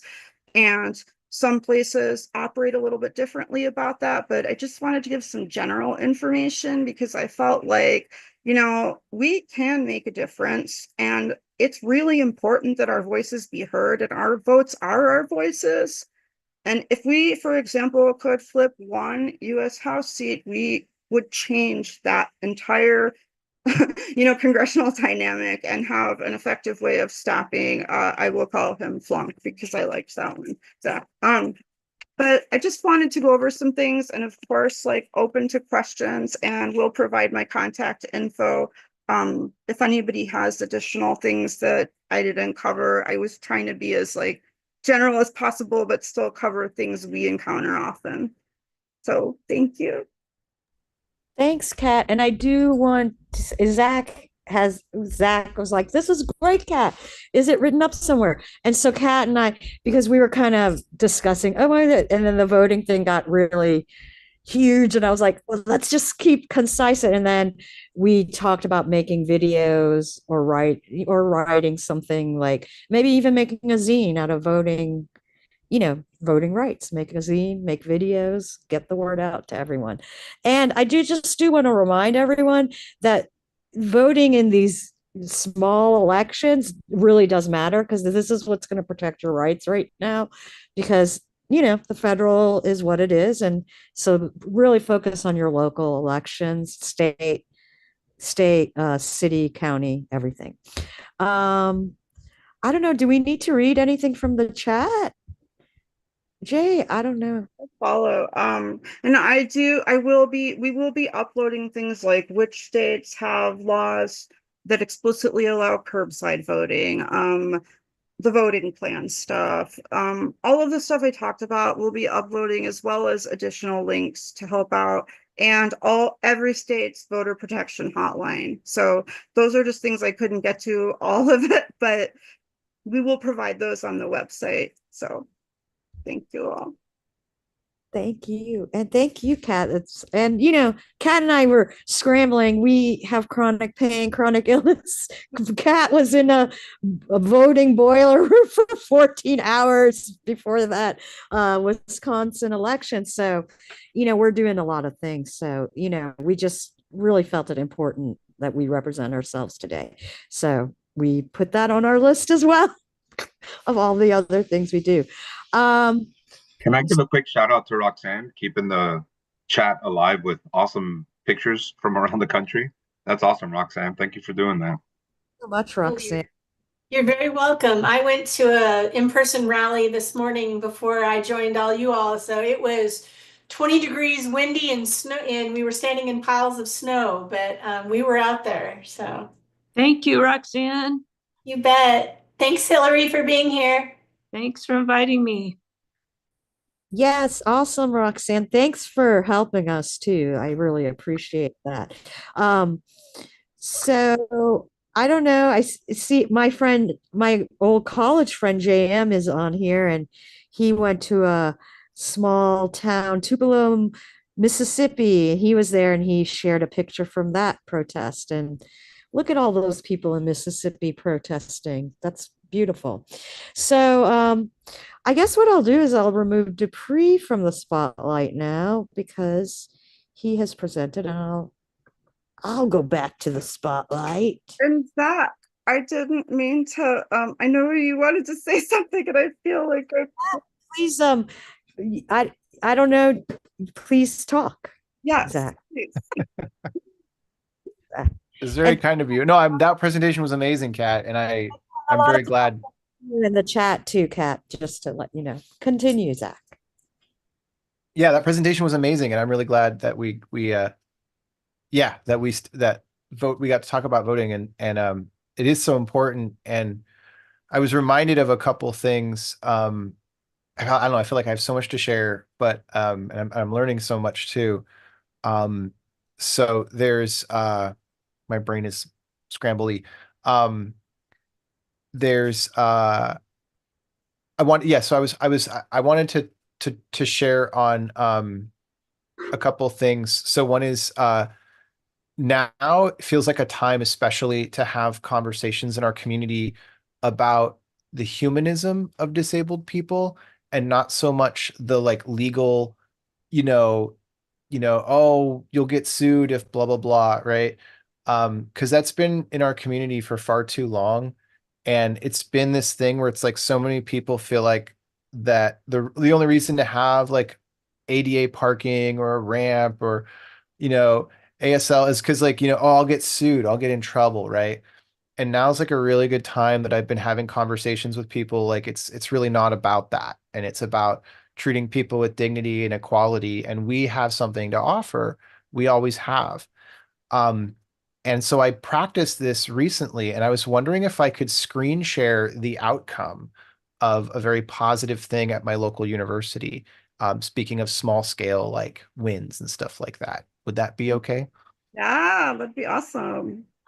The tech people will have to, because we kind of turned off people. Oh, sorry. Which is a good thing. So, I'll enable that. I'll enable it right now. It should work, I hope. Thanks, Jay. While you're setting that up, I'll just give some background. I tried to enroll in a class at my local university. I have not been in school in a long time, and I was like really astonished to learn how incredibly difficult and challenging it was to access disability resources. And for example, the last drop date of the class before being charged like a bunch of tuition fees was before I could get an appointment at disability services. So like I couldn't get the accommodations I needed to decide if I should take the class before I'd be penalized for, like it was just totally screwed up. So yeah, I wanted to share this like little victory that I just got this week. And yeah, I think some folks might appreciate this. So I sent this email originally to the board of directors of the university, and and this is just sort of a crash course in like self-advocacy for our community. I use the terms ADA issue or OCR, which is Office of Civil Rights. And those are just like key phrases to let the people know, like, this is not just like a little complaint. This is not just like me, Zach, I'm kind of annoyed. This is like a human rights issue. And I wrote the full board of directors. I couldn't get a reply for a while. And so I went up in person to one of their personal meetings, and I was able to meet the chancellor directly. And I spoke to him, very calmly, very politely, and very much, just saying, hey, I'm just trying to access my education at this great school. And, these are the barriers that I faced. He put me in touch with this guy, Noah, who is the dean of the university. And I was astonished to receive this email 3 days ago. So he said, thank you for this email. I want to thank you for your experience and your concerns with us. Your feedback is valuable, and I truly appreciate you taking the time to bring these issues to our attention. I'm deeply sorry that you've had such a frustrating experience during your first days at the university, CCSF. It's clear that we need to do a better job of supporting students through these enrollment steps. Please know that we take your feedback seriously, and we're committed to improving the systems and processes that should be serving you more effectively. Regarding your concerns, limited office hours, DSPS is the disability, place, the drop-in place. We recognize that the office hours you mentioned are restrictive for students who need to access our services. We're currently looking ways to increase staffing, expand our availability, ensure that there are more opportunities for students to get the support they need. Communication issues. I'm generally sorry over the experience of the communication of the phone caused you. This is certainly not the kind of support we want our staff to provide. As a result of your feedback, we'll be offering additional training to our staff, and we're reviewing how to improve our ability to handle situations where a callback number isn't available, so students like you can get the support they need in real time. Appointment availability and drop deadlines. We understand how important it is to face such long wait times, especially when we're trying to get accommodations before important deadlines. One thing we'll be implementing is training staff to understand the free city drop payment deadlines so they can communicate these for our incoming students. For classes that start later, the deadline drop in classes is also later. And working on clear instructions for students regarding what supported documents are needed and fixing the online submission portal. And he's also going to be looking into the parking issues because disability designated parking was not very clear for the university.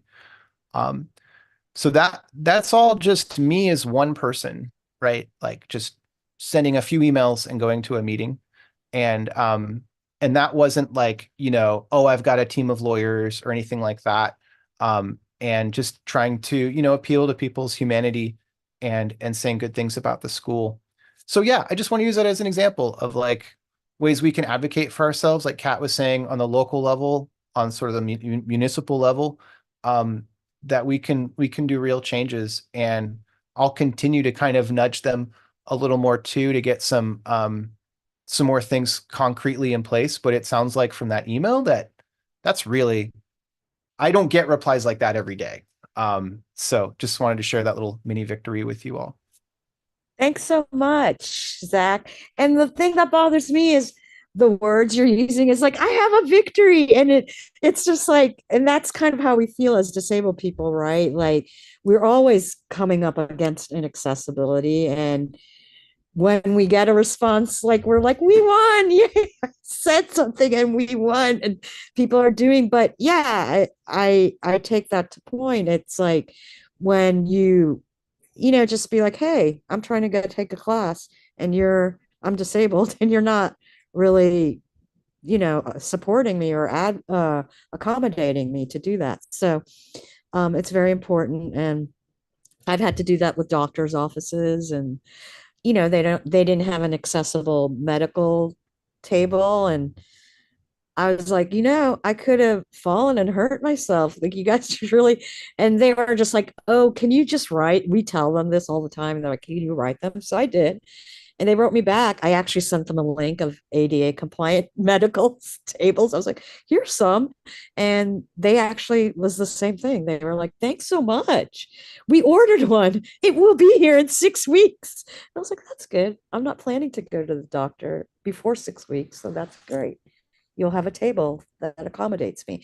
So yeah, there's a lot of one-on-one you have to do. And but I don't think any marginalized or minority person, they always have to kind of speak up for their rights somehow, some way. I mean, I think as a person of color, I've had to do that. As a woman, I've had to do that. So, and as a disabled person, I've had to do that. So thanks, Zach. And I'm so glad. Yay, you get to go to school. I'm so happy. But I want to call you in on one thing, Zach, which is I would not call this a mini victory. I think this is a big deal because this actually will pave the way for a lot of other people too. I don't think it's mini. I would say this is a BFD. Yeah, I think so too. I think it's a BFD too, because the people that come after you, Zach, will now have something like they won't experience what you have. So, well, thank you, Kat. If I can just say a quick supplemental, yeah, I appreciate that. And I saw like other disabled people on the campus, right? And we're so like kind of beaten down all the time, we're just like, oh, can I just get to class, and it's like we have a lot more power than we realize, and especially in the public sphere. And so I wanted to just like say like the strategies that I use, I want to offer for people on this call to maybe use the same strategies in your community. So I started off small, right? I wrote an email saying like, these are the issues, right? I didn't get a reply right away. I sent a follow-up email, didn't get a reply. I sent another follow-up email, didn't get a reply. After a few times of not getting a reply, turns out the email was sent to the chancellor, but went to his spam box. So don't assume, for me, don't assume worst intent, right? Then I went to the registrar's office, and they told me we actually have public meetings with the board and the chancellor. And there's one happening right now next door. And I went over there and I was like, hi, I'm Zach. I'm trying to access my education. I've had some issues. Is there a comment I can leave with someone about this? And they said, you can talk to the chancellor. He's right over there. I talked to the chancellor. He seemed like a super cool dude. He put me in touch with the dean who did this email, right? But I didn't just go home. I didn't just say, oh, I talked to the chancellor one-on-one. It's cool. He'll solve it. I'm here to public meeting, and I wanted to make sure it would go in the public record. So I hand wrote a letter to read in public comment. With my back pain, I couldn't sit around for an hour for public comment. So I found a student. And I said, hey, can you read this letter for me when the public comment comes up? He said, absolutely no problem. And so it's a combination of strategies of like the one-on-one email, the one-on-one talk, and public awareness and public comment that can accomplish, in my experience, the changes that we need. So just wanted to share those strategies. Thanks, Zach. I think those are fantastic strategies. And that's why I think I got along with them so well, because I've also written, you know, you just write people and do it again and don't assume that you're being ignored or they don't care about you because, you know, emails go to spams and spam folders and, you know, things fall through the cracks sometimes. So you got to crawl up through that crack and see like, hey, don't let this fall through this crack type of thing. So thanks, Zach. I really appreciate that. I'm so happy for you. It makes me so happy that you're able to, that they're going to accommodate you. And I'm so excited for you. Um, so I was thinking of things, but I can't remember. We have about 20 more minutes. So, what do we want to do? Do we want to talk about some more stuff or I don't know. I'm sorry, I don't know what else to do here. Some more videos. I think I was really tired from organizing this, but Pamela has her hand raised. So Pamela, please go. Yeah, listening to Zach's story and just one of the things that and talking about earlier about voter protection, and I put in the chat that consider trying to volunteer for things like the voter protection hotline. Try to volunteer for those committees that I'm on my county's transportation advisory board to basically be the voice of somebody with mobility issues when it comes to transportation in my county public transportation. And then I'm also on the state Centers for Independent Living Transportation Board, but that's us. But you know, to go into the city and state, your county, municipality boards, they need our voices there. So I consider volunteering. I'm also on my city's human relations commission to make sure that we have a voice when it comes to like accessibility and accommodation. So that is awesome. That is so awesome, Pamela. Thank you. And I do voter protection work usually for a couple of states. I did Wisconsin and Georgia last time, and I just did the Wisconsin election this Tuesday. And sometimes it's a lot.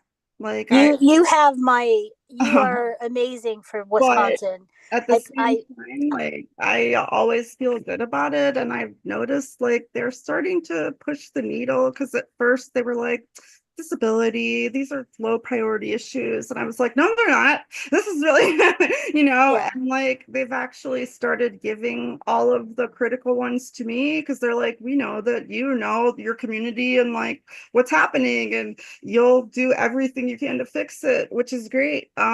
So like I put in those hours, but like I'm always really glad that they also have started to see the importance of our community, You have my utmost respect for Wisconsin. I took the test to be on the hotline and I didn't pass it, so I just went and did get out the vote.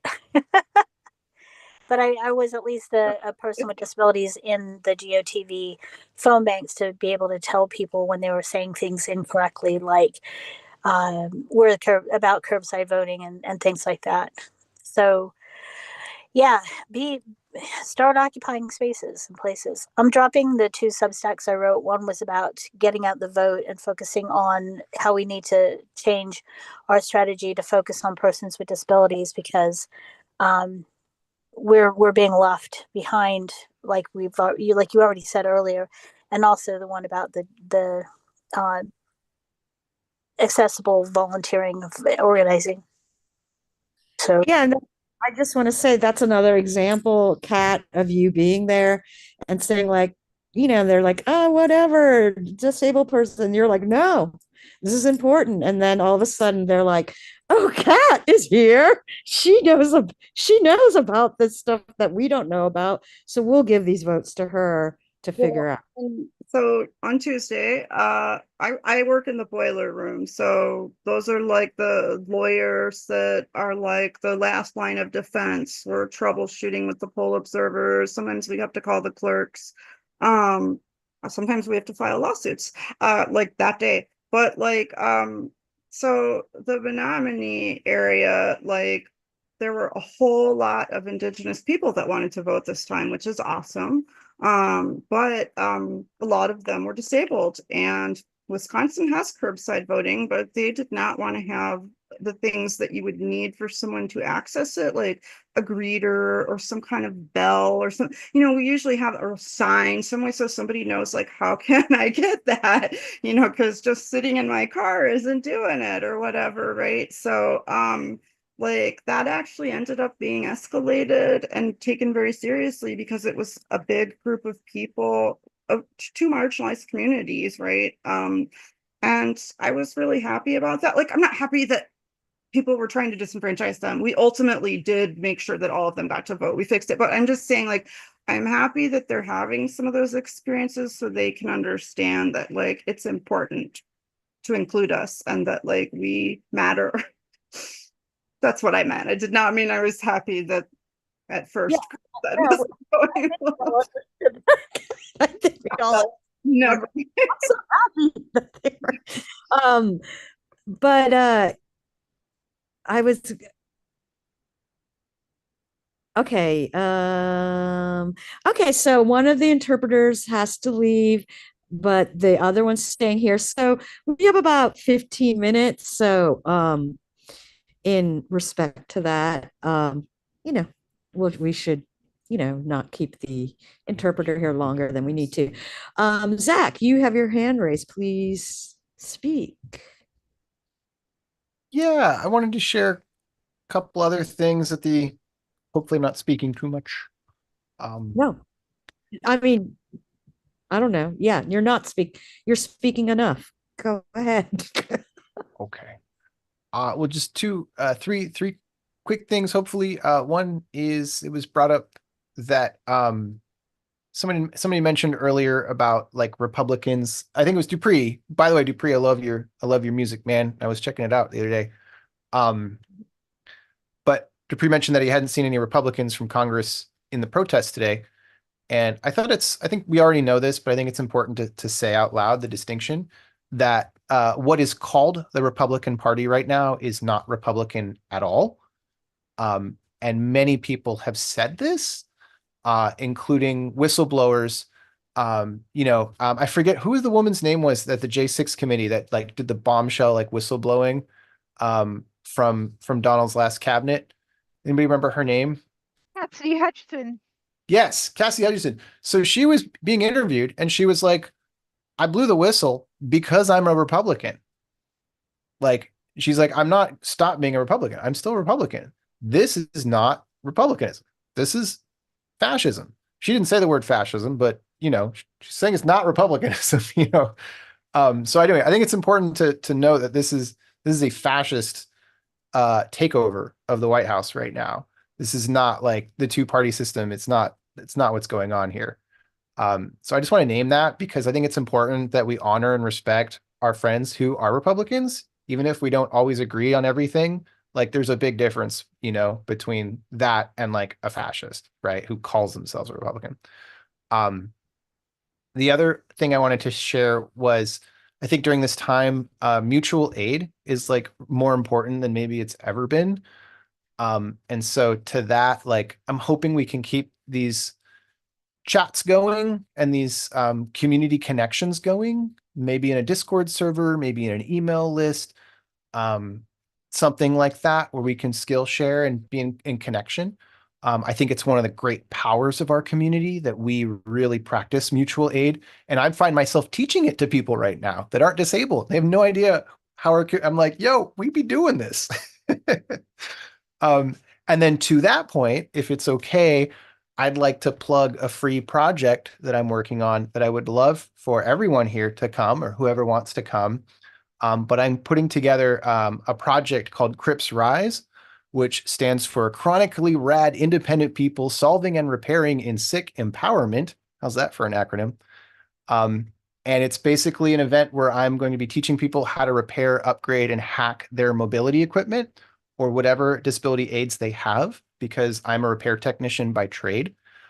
So I'll drop links in the chat for that. the event doesn't have a date yet, but it will happen this year. I got a small grant for it, which I'm just like blown away by.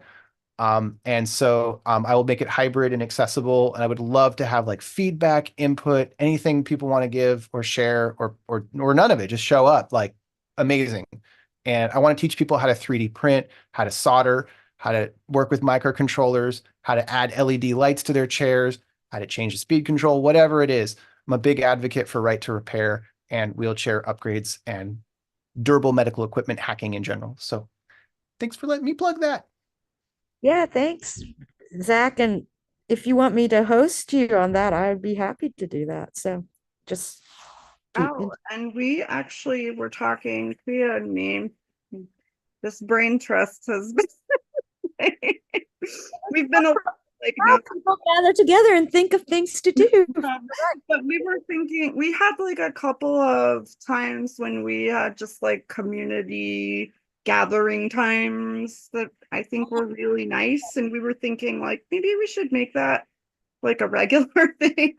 We were talking about like maybe like the second Sunday or something of the month, because I think it's really important for us to be able to convene and connect and have support. And I know that there are a lot of really scary things out there, but I always get so much out of being in this community that's positive, and it motivates me and makes me feel good. And then I want to do more stuff. So, yeah, if you all would like that, we were talking about it and thought it might be cool. Yeah, because the first hangout we did was so much fun, and we're like, we should do more. So, yeah, I was just I don't know, this throwing this event on top of it. I was like, oh my gosh, why did I not that why I wanted to do it, but I was like kind of a little overwhelmed. But now I'm happy because I'm with all of you, and we're almost done. It's like close to 6. So yeah, everyone, thank you. I just want to thank everyone for coming. I want to thank the ASL interpreters for donating their time. I really appreciate that. I want to thank our chat and tech helpers, Roxanne, Jay, and Ricky. Thank you so much. Roxanne, thank you so much for like putting all the pictures in the chat. That's is just like so wonderful to see all of that. I loved it. So we are going to do more of these kinds of events, and I'd like to pay the ASL interpreters. And so because of that, I'm looking for sponsors, but if anyone can donate money, that would be great. I'd rather just get sponsors from people, like rather than, or, donations from people, not sponsored, but donations from people rather than having to go to companies and be like, hey, look at this, support disabled people. I'll put your logo here and there and stuff. So yeah, people, I'm into people power. So if you have some money and you can support this, please consider donating if you like these types of events. And I don't know. What else should we say? How should we end this beautiful little protest we've had here? Priya, are you in North Carolina? I am. I'm in North Carolina too. Reach out to me and we'll see about working with Rev Up NC and you seeing about partnering to make sure there might be a way that we can work together to cover accessibility things like ASL. Oh, that'd be I'm not fantastic. promising. I'll put it in the chat. Anyone who wants to reach out to revupnc@gmail.com. Oh yeah, cool. Thanks. Yeah, if Priya, a suggestion, April 20th is our next planning meeting for the next event, right? May 17th. So talk about the next meeting. Oh yeah, thank you so much. I told Jay and Ricky, it's like y'all are gonna have to remind me because I'm all free spirit here. Okay, so basically, April 20th is going to be our last meeting before the event. I'm trying to find people, speakers, but I actually don't like famous. I don't like fame, so I just want people that know things and can talk about it.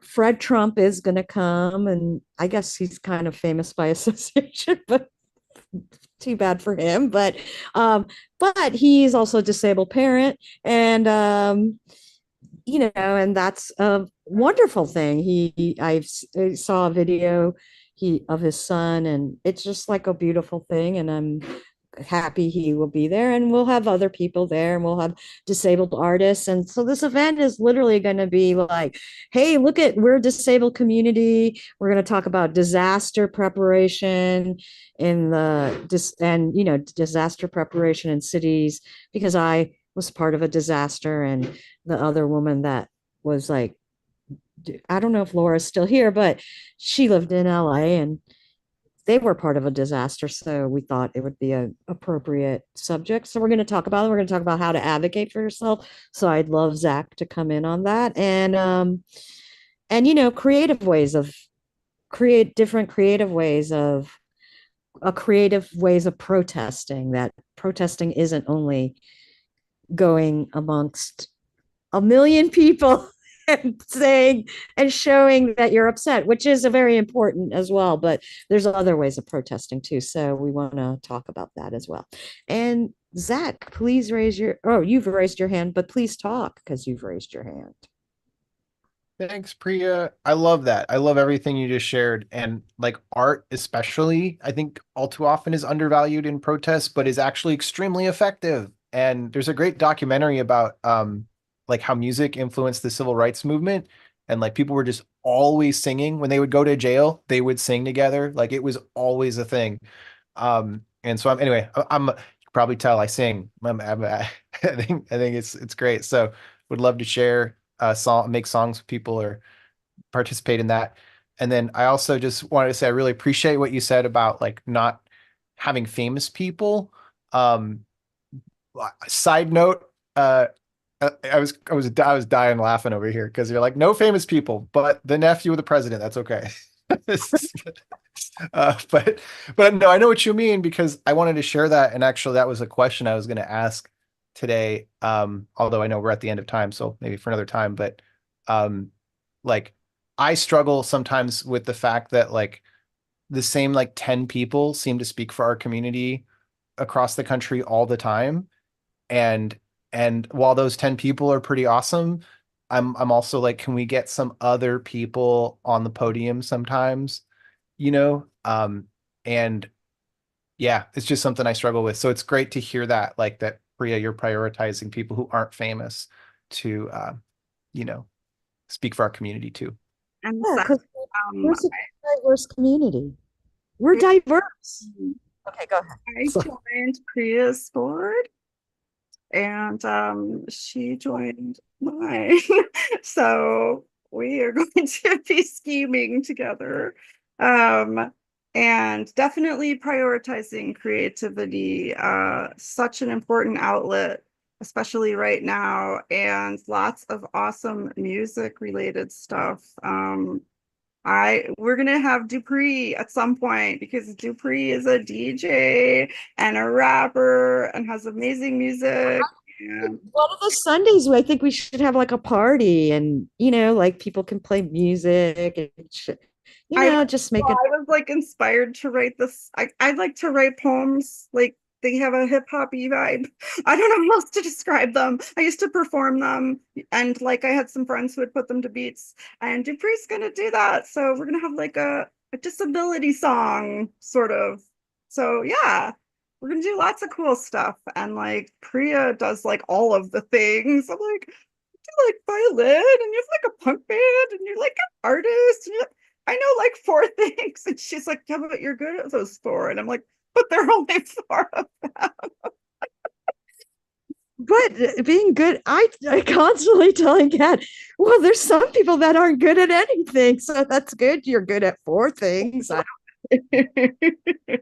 No, I mean, but Robert up here said, you're more than good. You're excellent. That's what creativity part I think is awesome. And we're really looking forward to that for our May event. So yeah, if anyone wants to come on April 20th, the planning session.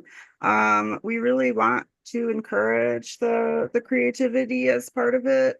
It will be a little more structured in terms of like presentations. And Priya, do you want to we can talk, do you want to like talk about what we're going to be including there, or Yeah, let me.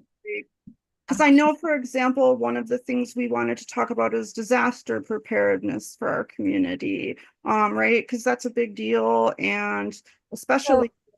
What I think what we'll do is we'll talk about the 504 and the ADA and why it's so important, even though we talked about, but I don't think we can talk about that enough. So we'll just talk about that. And then Ricky's mother, who is a longtime advocate, actually worked with Judy Human, had a disabled son. So I'm going to have her. She's famous for some people, but Definitely not famous. but not mainstream famous. Did you see pictures of young Judy in those shots that you were showing earlier, by the way, in your 504 video? Yeah. It's really cool. Yeah, Sorry. yeah. Oh no, that's. I know my friend was actually like, "Oh, there's this movie Crip Camp," and I didn't know what it was about, and it was like I think Netflix had just released it that day, and I started watching it, and I was like, I'm in chronic pain, so in the morning in bed, I'm like stretching and getting heating blankets and stuff, trying to, relieve the pain. And then I hear young Judy Human's voice. And then I was like, is that Judy Human? What is this movie? And then I was like, oh my God. And I watched it. And then I told my partner, Robert, I was like, you have to watch this movie. It's so incredible. Like I was blown away by it. And I was actually so happy because I constantly was telling people about the 504 sit-in because nobody knew about it. And I was like, oh my God, I'm so glad they made this movie. Now, finally, more people still don't know about it, but more people know about it. And now I can tell them to go watch that movie. Okay, Zach, please speak. Your hand is raised. You talk about Crip Camp, and I have a cool Crip Camp story. At the time, I was organizing with a disability rights group, like a very small coalition of activists called AHA, which I forgot what it stood for, but it's like advocacy something and access or something. And one of the women in the group was like it was a really long time disability activist. He'd been around for decades and decades. And one of the women was like, yeah, there's this new film coming out. It's going to be really good. And like, I flew out to France because they had like a red carpet thing because I have a part in the film, and I think it's going to be really good. I think it's going to make a big impact. And I was like, huh? Okay. I don't know. It's just like something you kind of hear like, oh, you're in a movie? What you flew? Okay. But like, she's so humble about it. I didn't really register, and she's like, and I think she even said like it had Oscar potential. But everyone's got like a friend like that, it's like, I'm going to be famous one day. Like I'm going to go to the Oscar. It's just one of those things I didn't pay it much mind. It got nominated. It didn't win. And it absolutely got nominated for an Oscar. She was absolutely right. It was a huge deal. Her name is Holland DeLille. She was one of my friends. Beautiful, wonderful soul. I adore that woman. And then I got to know Jeff through her. I'm sorry, Jim Lebrecht. My brain is not working right now. But Jim, who is one of the co-directors of the film, and Jim is a super awesome guy who's put together. He's used the framework of that film and the spotlight to make all these new programs to get disabled directors have access to making movies and stuff. And even just this past year, Netflix offered like this huge one of a kind, never happened before grant to disabled filmmakers, even with a $7,000 like caretaking stipend. Like what? You know what I mean? Just like huge game changing stuff happening in that field thanks to Jim and the folks involved in that film. And then we have a thing here in San Francisco called Superfest, which is the Disability Film Festival. And there's some really amazing films that presented there. And one of them was called Lukey and the Lights, which is about ALS. And I was talking with the director afterwards because he had mentioned in the Q&A, the guy who the movie was about, who passed away, his dream was that it would be in the Oscars, one day. And I was like, it occurred to me, I was like, I could actually connect you with the email of a Oscar nominated director. Like, I know somebody that I was like, So I connected him with Jim, and he like helped him, work on his Oscar stuff.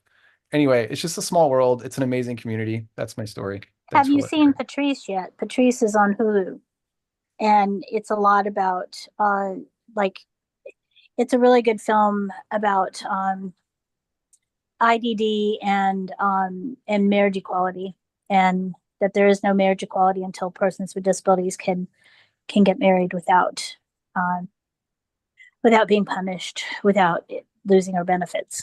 So check out Patrice; it's new. Thank you for putting this together. I really appreciate it. I'm splitting, but please do reach out to me, Priya. Nice meeting everyone. You're in North Carolina, and thanks for coming too. I appreciate that. There's a new movie that was at the Sundance Film Festival about Ehlers-Danlos syndrome, which I have. It's called Complicated, and it's largely about children who have it and their parents, and how their parents were treated as though they had Munchausen's by proxy for a long time and were not treated properly. So, and it's by a person who, I'm sorry, I'm blanking out on the name, but they also did make they did make the movie about Lyme disease, so they do bring attention to some of our community's issues. I just thought that was cool because Complicated. I have EDS too. You need to talk, Kat. It's just, it's hard. We don't get a lot of visibility, so I'm always excited whenever I see something. I was like, oh wow, okay. Yeah, no, that's fantastic. I have a spinal cord injury, and I guess that's a popular disability. That's popular. I'm just joking. No, okay. So hopefully people have a sense of humor. So anyway, Your spinal cord injury is my favorite disability. I just want you to know, by far and away. Yay. Okay, y'all. So thanks so much. I'm gonna end the event. And what is my thought? My thought is people have fought for these rights we have right now, so we cannot let them go. We need to push back. Do not what do they call that? Don't obey in advance, or I forgot. Is that what they said? How it said? I don't know. Don't obey in advance. We have our rights. I talked to a person that was like, oh, everything's screwed. And I was like, can women still vote? Yes. Can people of color still vote? Yes. Can disabled people still vote? Yes. Well, then everything's not screwed. We all still have our rights. So rights have not been taken away, but we have to, we're going to have to do work to keep our rights. So remember, disabled people are people, and we deserve to be out there like everybody else. So as a community, let's work together and make that happen. And thanks for showing up, everyone. I really appreciate